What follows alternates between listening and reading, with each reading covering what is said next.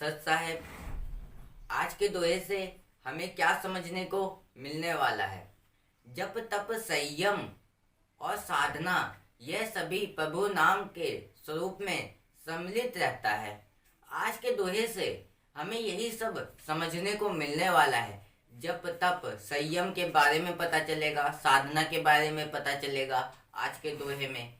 तो कृपया करके पूरा सुनना और ध्यान से सुनना, तभी आप इस दोहे को अच्छी तरीके से समझ पाओगे और इस कबीर दोहे को अपने जीवन में उतार कर सही मार्ग पर चलना।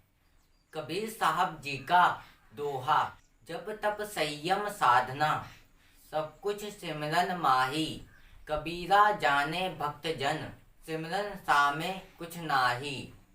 कबीर साहब जी कहते हैं, जप तप संयम और साधना, ये सभी प्रभु नाम के स्वरूप में सम्मिलित रहते हैं।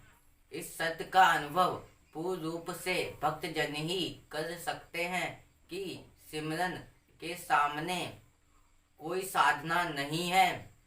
मंत्र के मन करते हुए दोहराना, जप अपने संस्कारों व स्वभाव को बदलना तथा मन को केंद्रित करना है। तप मानव विधियों, इंद्रियों तथा विचारों को अपने विशेषों की ओर भागने से रोकना। संयम तथा हठपूर्वक अधिक से अधिक समय कष्ट सहते हुए भी लक्ष्य प्राप्ति के अथक प्रयास में लगाना। साधना प्रभु प्राप्ति का एक मार्ग है। मन योग से ही प्राप्ति होती है, अतः इसके सामने फलदायी, प्रभावशील, महत्वपूर्ण, सहज वह शील अन्य कोई उपाय आत्म चिंतन का नहीं हो सकता। यह सर्वोत्तम है, क्योंकि प्राप्त करने के लिए आसान और प्राकृतिक होता है। जो स्वयं प्रभु की प्राप्ति करता हो, यह बताने से समझ नहीं आता, अतः देखने वाला बता नहीं सकता, बताने वाला देख नहीं सकता। यह तो स्वतः अनुभव करके ही जाना जा सकता है। कबीर साहब जी ने इस दोहे में क्या बताया है? जप तप संयम और साधना, ये सभी प्रभु नाम के स्वरूप में सम्मिलित रहते हैं। इस सत्य का अनुभव पूर्ण रूप से भक्त जन ही कर सकते हैं कि सिमरन के सामने कोई साधना नहीं है। कबीर साहब हमें क्या बताना चाहते हैं?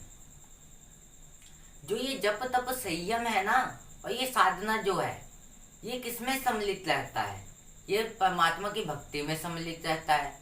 और इसे कौन अच्छी तरीके से समझ सकता है? इस सत्य का अनुभव पूर्ण रूप से कौन जान सकता है?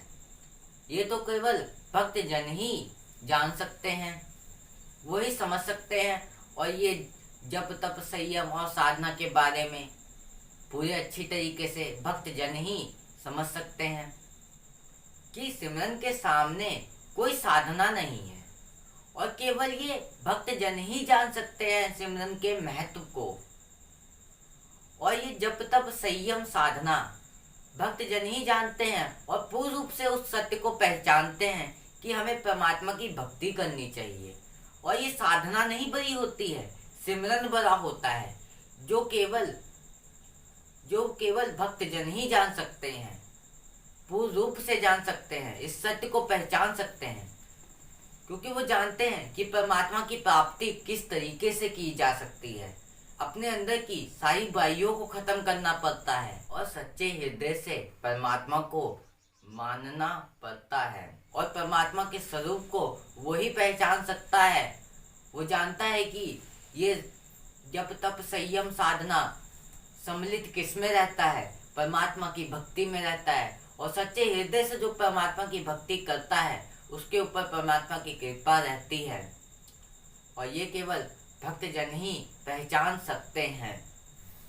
मंत्र को मन करते हुए दोहराना, जाप अपने संस्कारों व स्वभाव को बदलना तथा मन को केंद्रित करना है।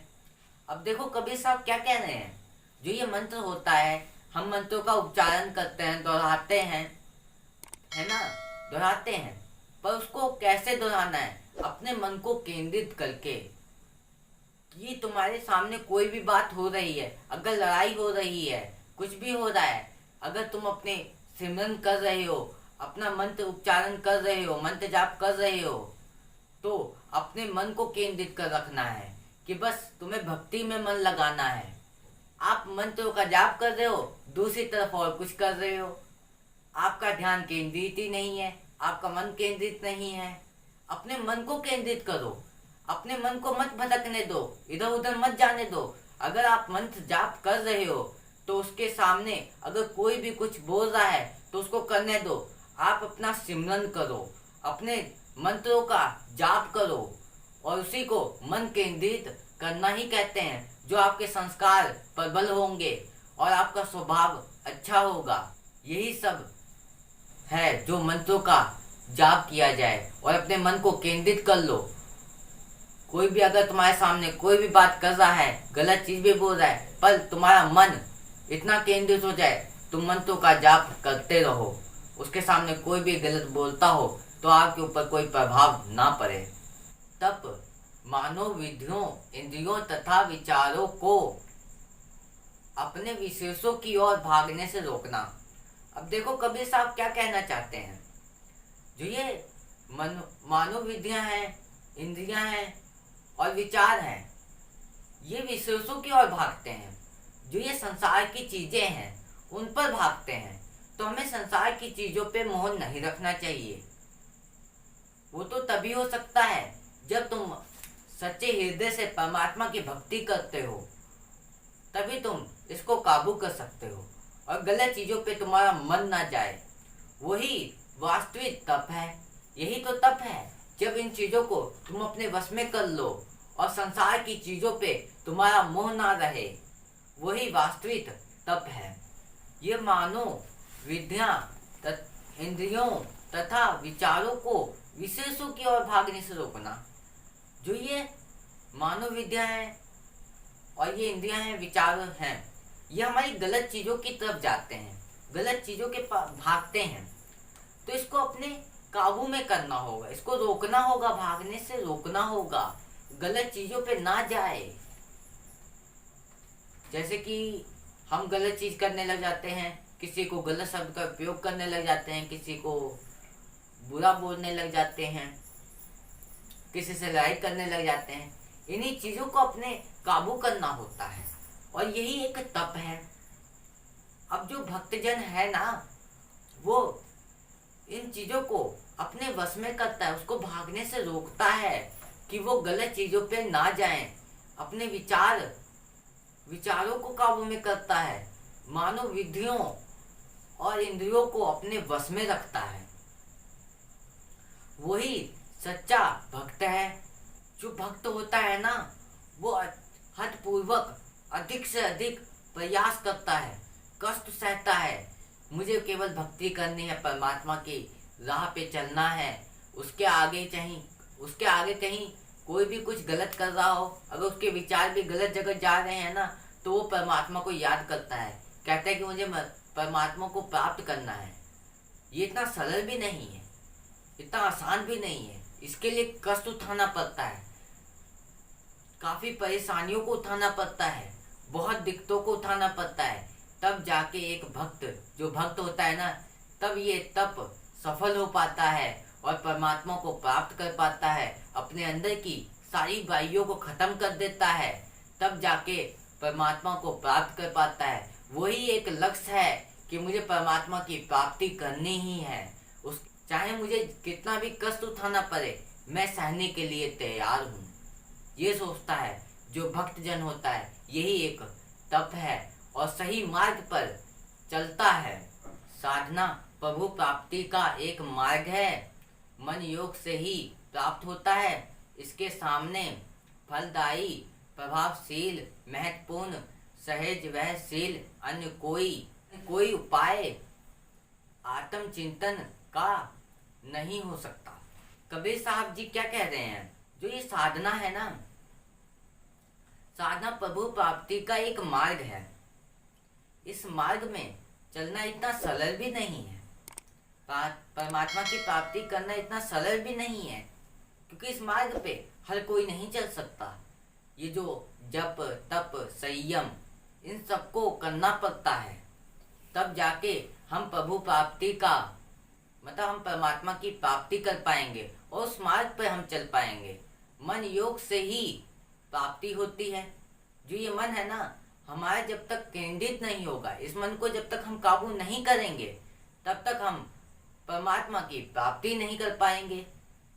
प्राप्ति करने के लिए कष्ट उठाना पड़ता है और सही मार्ग पर हमें चलना पड़ता है। अपने अंदर की सारी बुराइयों को खत्म करना पड़ता है, तब जाके परमात्मा की प्राप्ति होती है। फलदायी किसे समझना चाहिए हमको, प्रभावशील किसे समझना चाहिए, महत्वपूर्ण किसे समझना चाहिए? ये जो जप तप संयम साधना, यही फलदायी है, यही प्रभावशील है, यही महत्वपूर्ण है। इसी को महत्वपूर्ण समझो। अन्य कोई उपाय आत्म चिंतन का नहीं हो सकता। इसको प्राप्त करना होगा। फलदायी प्रभावशील महत्वपूर्ण समझो। जो ये जप तप संयम साधना है, इसको ही फलदायी समझो।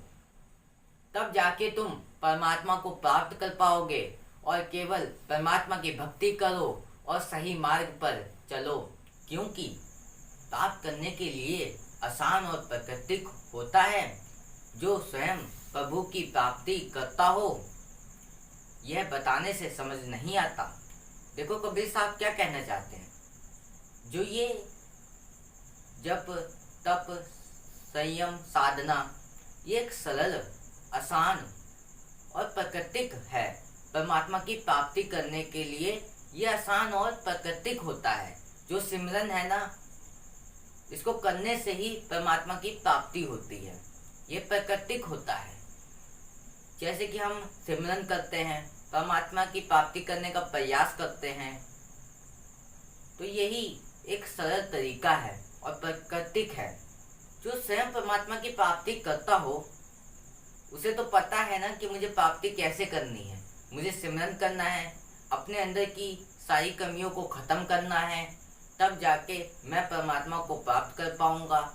जो स्वयं परमात्मा की प्राप्ति करता हो, देखो जो ना परमात्मा की प्राप्ति करता है, और जो भक्तजन होते हैं वो ही परमात्मा की प्राप्ति कर पाते हैं। क्योंकि वो जानते हैं कि मुझे परमात्मा की प्राप्ति किस तरीके से करनी है, अपने अंदर की कमियों को ख़त्म करना है, तब जाके हम परमात्मा की प्राप्ति कर पाएंगे। और ये केवल भक्तजन ही जान सकते हैं किस तरीके से परमात्मा की प्राप्ति होती है। और अपने अंदर की सारी कमियों को ख़त्म करना होगा, तब जाके हम परमात्मा की प्राप्ति कर पाएंगे। यह बताने से समझ नहीं आता, अतः देखने वाला बता नहीं सकता, बताने वाला देख नहीं सकता। यह तो स्वतः अनुभव करके ही जाना जा सकता है। अब देखो कबीर साहब क्या कह रहे हैं। ये किसी को बताने से समझ नहीं आएगा कि आप परमात्मा की भक्ति कर लो, सही मार्ग पर चल लो। ये बताने से समझ नहीं आता है। जब तक आप खुद नहीं करते हो, स्वयं करना पड़ता है परमात्मा की प्राप्ति। जब सच्चे हृदय से परमात्मा को मानना पड़ता है, तब जाके परमात्मा की प्राप्ति होती है।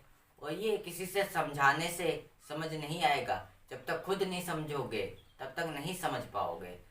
अतः देखने वाला बता नहीं सकता। अब देखो, जो देखता है अपने परमात्मा को मानता है और वो जानता है, वो देख सकता है उस चीज़ को। ये बताने से थोड़ा समझ आता है। तब जो देख सकता है वो बता नहीं सकता है, और बताने वाला देख नहीं सकता। क्योंकि जो बताता है ना, वो अपने अंदर देखता ही नहीं है कि परमात्मा मेरे अंदर बस रहे हैं। और देखने वाला बता नहीं सकता कि मेरे अंदर परमात्मा बसते हैं। वो तो कोई मानता ही नहीं है। तो इसी तरीके से जब तक हम खुद अपने अंदर परमात्मा को नहीं देखेंगे, तब तक हम नहीं मान पाएंगे। और यह तो स्वतः अनुभव करके ही जाना जा सकता है। जब तुम खुद अनुभव करोगे उस चीज़ का, तब जाके तुम परमात्मा को समझ पाओगे और अपने अंदर की सारी कमियों को ख़त्म कर दोगे। तब जाके तुम परमात्मा को प्राप्त कर पाओगे।